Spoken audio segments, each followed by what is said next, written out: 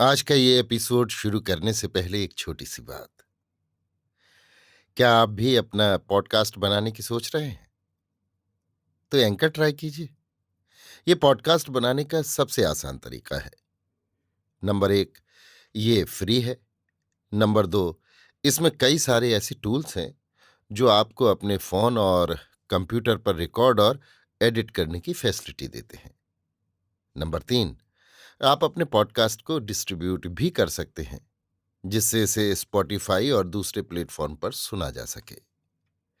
तो डाउनलोड कीजिए free anchor app या विजिट कीजिए anchor.fm पर अपना पॉडकास्ट स्टार्ट करने के लिए।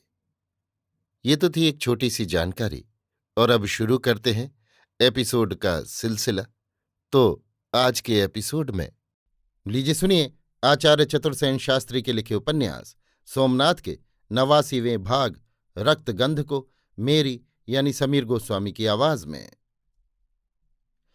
अमीर ने बहुत खोज की, पर दुर्ग में एक भी जीवित क्षत्रिय न मिला जो वीरवर कमाल आखाणी की ऊर्ध्वदेहिक क्रिया करता। अमीर ने तब अपने उमराव क्षत्रिय सरदारों को आदरपूर्वक वीर की अंतिम क्रिया धर्मानुसार करने की आज्ञा दी। वो स्वयं नंगे पैर पांव प्यादा कुछ दूर तक अर्थी के साथ चला तथा इस वृद्ध वीर के सम्मान में अपनी सारी सेना की तलवार नीचे झुकी रखने का आदेश दिया। लूटमार करने योग्य वहां कुछ भी शेष न बचा था।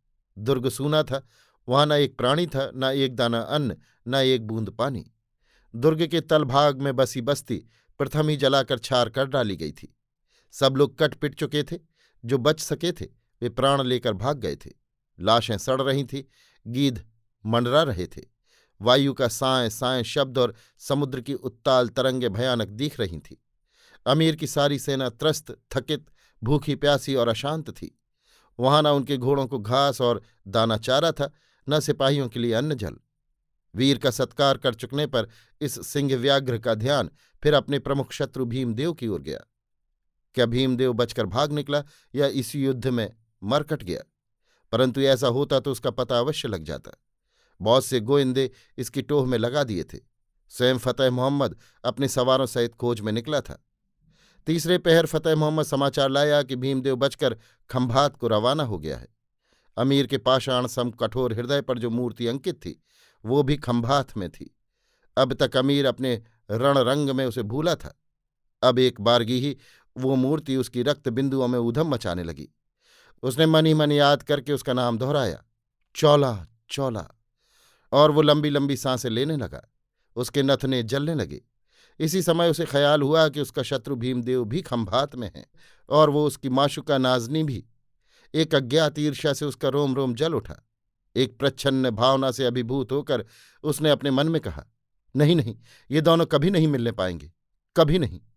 उसे स्मरण हुआ वो प्रथम दर्शन, भीमदेव का अकस्मात आकर तलवार उठाना और फिर गंग के आने से निरूपाय लौटना। उसने धरती पर पैर पटक कर कहा, जब तक ये तलवार है उसे दूसरा कोई न छू सकेगा।